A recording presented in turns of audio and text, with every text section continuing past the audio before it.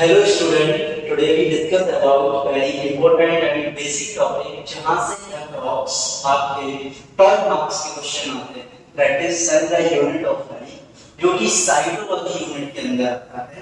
तो हम लोग सबसे पहले बिल्कुल बेसिक से स्टार्ट करेंगे और हम लोग हाई लेवल तक करेंगे, ठीक है। तो सबसे पहले हम लोग जानते हैं कि साइटोलॉजी क्या है। साइटोलॉजी, तो साइटोलॉजी क्या होता है? साइटोलॉजी का मीन्स होता है that is study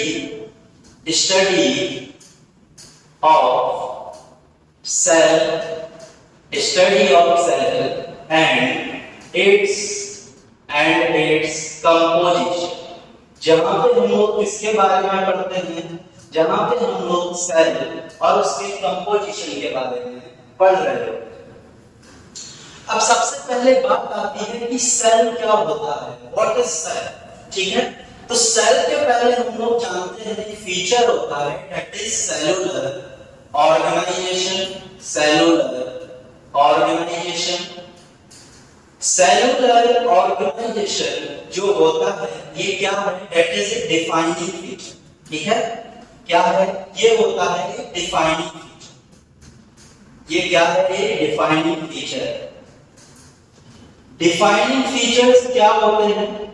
defining feature वो फीचर्स होते हैं जो सिर्फ लिविंग के अंदर हमें देखने को मिलते हैं, मतलब that is specific feature. Cellular organization क्या होता है? स्टेप ऑफ डेवलपमेंट, उसी को ही हम लोग बोल देते हैं दैट इज सेलुलर ऑर्गेनाइजेशन, ठीक।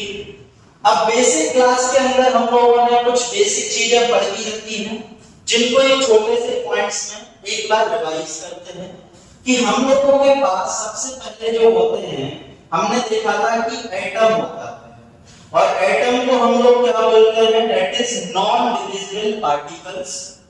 मतलब कि एटम जो होते हैं वो बने होते हैं किससे? Nuclear particles.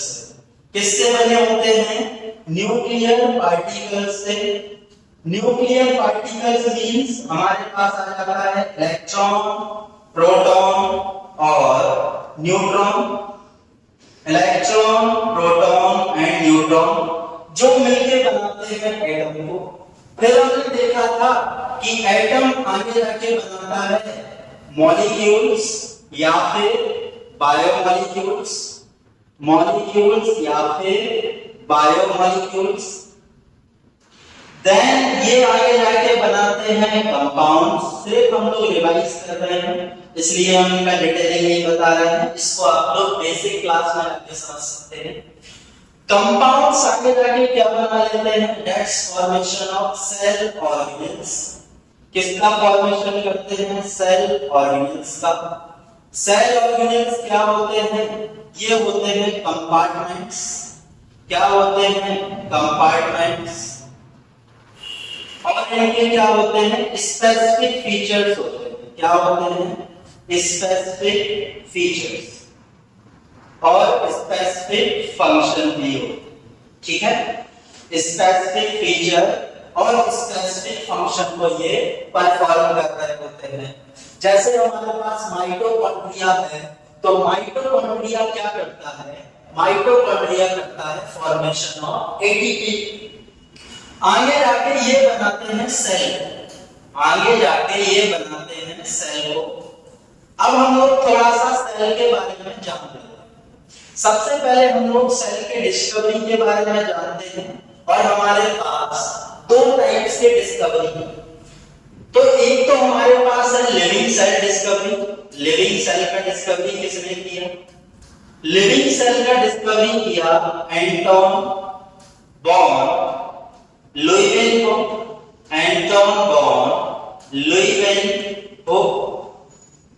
इनको हम लोग फादर ऑफ माइक्रोबायोलॉजी की बोलते हैं।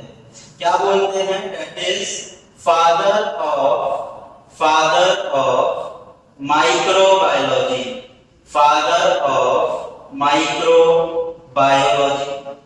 ठीक है। दूसरा हमारे पास एक और डिस्कवरी आता है जो कि कौन सा है, डेड सेल का डिस्कवरी। दूसरा हमारे पास आता है डेड सेल जो कि एक कॉर्ड सेल था। क्या था, डेट इज कॉर्ड सेल।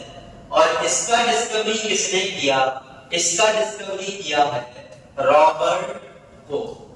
किसने किया, रॉबर्ट कोक। अब थोड़ा सा हम लोग सेल के बारे में जानते हैं, बेसिक्स ऑफ सेल। ठीक है, तो हम लोग सेल के बारे में समझते हैं। यहां तक समझ में आया, इसको नोट कर लो पॉज करके, हम लोग आगे चलते हैं। तो हमारे पास आता है सेल। अब हम लोग सेल के बारे में क्या जानते हैं, सेल के बारे में हम लोग जानते हैं कि सेल का डेफिनेशन, कि सेल क्या है, सबसे छोटा यूनिट होता है। क्या होता है, सबसे छोटा यूनिट होता है। मींस जैसे कि हमें एक बिल्डिंग बनाने के लिए क्या चाहिए होता है, ईंट चाहिए होता है। सेम यदि हमें बॉडी बनाना है तो हमें क्या चाहिए पड़ेगा, सेल। तो आइए हम लोग थोड़ा सा सेल के बारे में जानते हैं। तो सेल क्या है, cell is the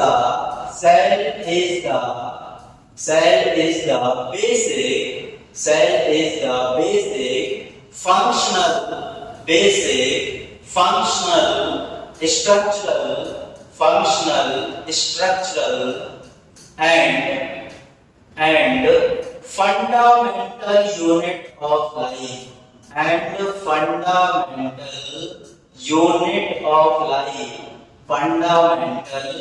unit of life, ठीक है।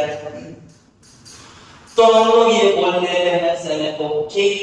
ये तो इसका डेफिनेशन हो गया। अब देखो यहाँ पे दो पॉइंट आ रहे हैं, एक तो है फंडामेंटल, एक है स्ट्रक्चरल, ठीक है, और एक है फंक्शनल। तो हम लोग सबसे पहले जानते हैं कि स्ट्रक्चरल क्या होता है।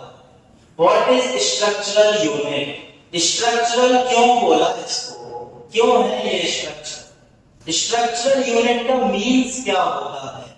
तो स्ट्रक्चरल यूनिट का बेसिक मीन्स होता है कि जितने भी लिविंग ऑर्गेनिज्म होते हैं, अब चाहे वो यूनिसेलुलर हो चाहे वो मल्टीसेलुलर हो, वो किससे बने होते हैं, या तो सेल से बने होते हैं या फिर सेल के प्रोडक्ट से मिलके बने होते हैं।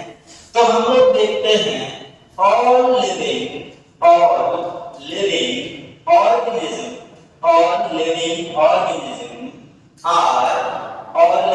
organism are made up of cells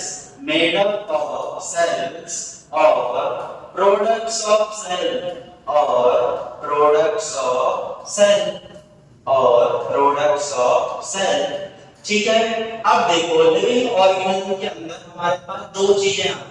क्या क्या आ जाते हैं, या तो कोई ऑर्गेनिज्म क्या होगा, या तो कोई ऑर्गेनिज्म हमारे पास होगा यूनिसेलुलर, या तो कोई ऑर्गेनिज्म हमारे पास होगा यूनिसेलुलर, मतलब means made up of single cell, किससे बना होगा, सिंगल सेल से। दूसरा पॉइंट होगा या तो वो होगा मल्टी सेलुलर, मींस या तो वो बना होगा दो से ज्यादा सेल से, made up of more then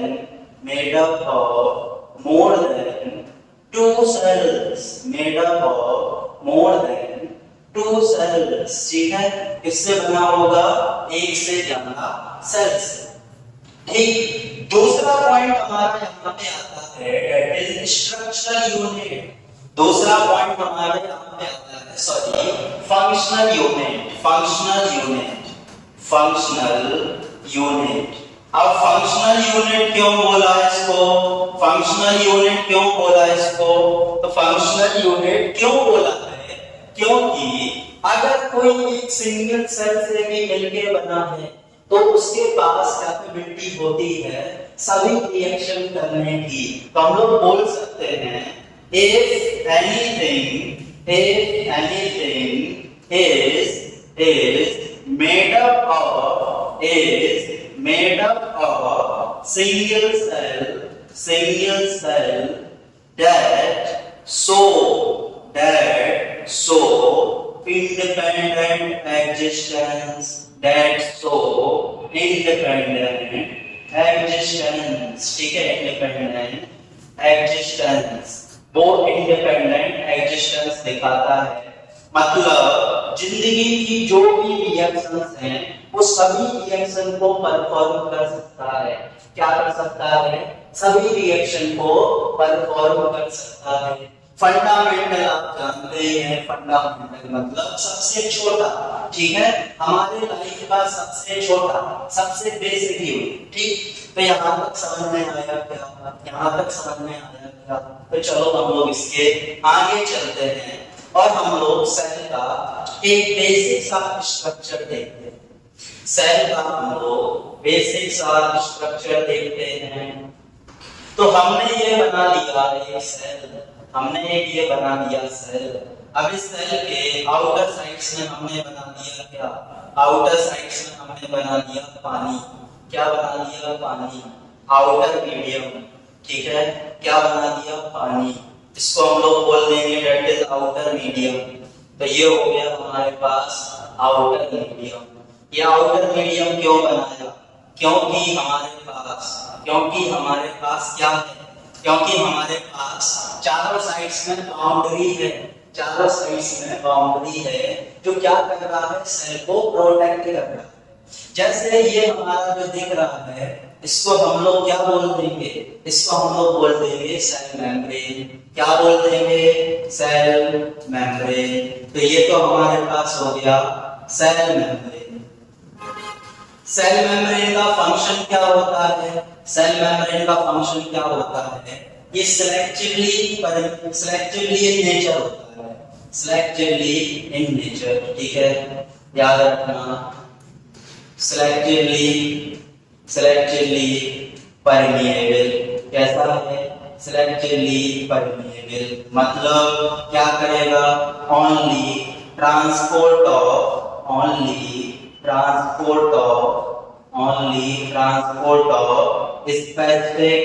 specific components, specific substance भी बोल सकते हैं, ठीक है। तो ये सिर्फ कुछ ही चीजों को अंदर आने देगा और बाहर जाने देगा। किसका बना होता है?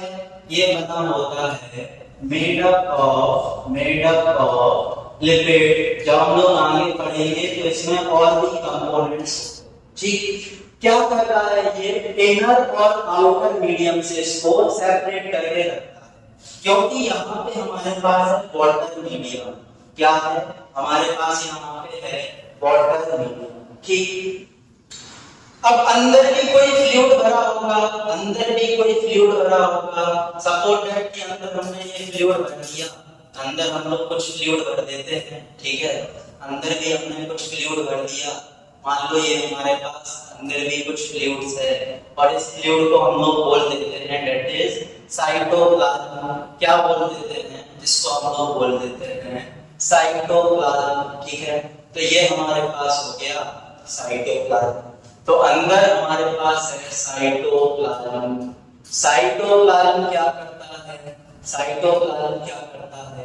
तो साइटोप्लाज्म का फंक्शन क्या है?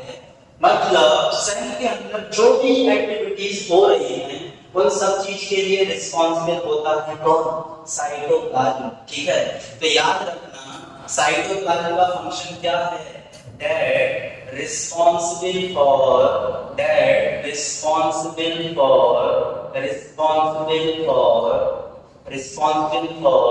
all cellular activities, सेल की जो भी एक्टिविटीज हैं वो कहाँ पे होती हैं? इसी साइटोप्लाज्म के अंदर। कहाँ होती हैं? इसी साइटोप्लाज्म के अंदर, ठीक है। अब हमारे पास इनसाइड भी एक लेयर्स है, ठीक है, इनसाइड भी हमारे पास एक लेयर्स है और इस लेयर्स को हम लोग बोल देते हैं क्या? इस लेयर को हम लोग बोल देते हैं दैट इज सेल वॉल। क्या बोल देते हैं? Cell wall. और सेल वॉल में भी कुछ पॉइंट्स याद रखना। क्या पॉइंट्स याद रखना? कि सेल वॉल जो होता है, सेल वॉल अलग अलग हम लोग देखते हैं, अलग अलग चीजों के अंदर अलग अलग सब्सटेंस का बना होता है और एनिमल में ये एब्सेंट होता है, ठीक है। तो क्या है? That absent in that absent in animals, ठीक है। तो एनिमल्स में ये absent होता है, लेकिन प्लांट्स में ये किसका बना होता है? प्लांट्स में ये बना होता है सेलुलोज का। किसका बना होता है? सेलुलोज का, ठीक है। फंजाई में ये बना होता है, फंजाई में ये बना होता है काइटिन का, ठीक।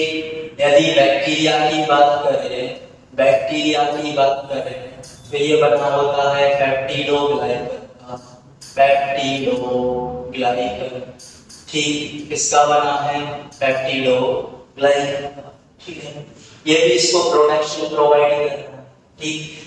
ये इसको सेल ही प्रोवाइड करता है, ठीक है। अब क्या होगा? सेल है तो सेल के बीच में एक अपना प्यारा सा नन्हा सा मुन्ना सा क्या होगा? प्यारा सा नन्हा सा मुन्ना सा क्या होगा? न्यूक्लियस। क्या होगा? न्यूक्लियस, ठीक है। तो यहाँ पे होता है न्यूक्लियस। न्यूक्लियस को हम और क्या बोलते हैं? न्यूक्लियस को हम लोग बोलते हैं brain of the cell, brain of the cell. या फिर हम लोग क्या बोलते हैं? या फिर हम लोग बोलते हैं heart of the cell, heart of the cell, ठीक है। क्यों बोलते हैं? क्योंकि ये कंट्रोल करता है सेल की सभी एक्टिविटीज को। क्यों बोलते हैं? क्योंकि ये कंट्रोल करता है सेल की सभी एक्टिविटीज को। न्यूक्लियस का डिस्कवरी किसने किया? तो ये भी देख लो, डिस्कवरी किसने किया है? तो डिस्कवरी किया हुआ है किसने? Discovered by Robert Brown, Brown मुंडे, ठीक है। तो इन्होंने इसको डिस्कवर्ड किया, ठीक। अब देखो क्या होता है, इस सेल के अंदर कुछ छोटे छोटे कंपार्टमेंट्स भी होते हैं, कुछ छोटे छोटे कंपार्टमेंट्स भी होते हैं, कुछ छोटे छोटे कंपार्टमेंट्स भी होते हैं। इसको समझने से पहले एक चीज और जान लो कि इस सेल के चारों साइड्स में एक और कवरिंग होगा, और इस कवरिंग को हम लोग क्या बोलेंगे? इस कवरिंग को हम लोग बोल देंगे न्यूक्लियर मेम्ब्रेन, ठीक है। क्या बोल देंगे? इसको हम लोग बोल देंगे न्यूक्लियर मेम्ब्रेन, ठीक। तो ये हो जाता है न्यूक्लियर मेम्ब्रेन, ठीक है। तो ये हो जाता है न्यूक्लियर मेम्ब्रेन, ठीक। तो इसको याद रखना। अब देखो यहाँ पे हमें कुछ कंपार्टमेंट दिख रहे हैं। सपोज दैट हम इसको मान लेते हैं P Q R S Y J, ठीक है। तो ये कंपार्टमेंट्स हो गए। ये क्या है? ये है सेल ऑर्गेनल्स, ठीक है। क्या है? सेल ऑर्गेनल्स, ठीक। ये क्या होते हैं? कंपार्टमेंट्स हैं। अभी हमने पहले भी बताया था कंपार्टमेंट्स होते हैं, ठीक। इनके क्या होते हैं? स्पेसिफिक फंक्शन होते हैं, स्पेसिफिक फंक्शन होता है इसका, ठीक है। जैसे हम एग्जांपल ले लेते हैं राइबोसोम, और राइबोसोम क्या करता है? राइबोसोम का फंक्शन क्या होता है? Protein synthesis. जैसे हमारे का फंक्शन क्या है? देखना, ठीक है। तो इसका फंक्शन क्या है? प्रोटीन सिंथेसिस, ठीक है। क्या है? प्रोटीन सिंथेसिस, ठीक है। सेल है तो सेल के अंदर क्या होगा? ये सांप जैसा स्ट्रक्चर, और इस सांप जैसे स्ट्रक्चर को देख के ही आपको पता चल गया कि ये है हमारा प्यारा सा डीएनए। क्या है? डीएनए।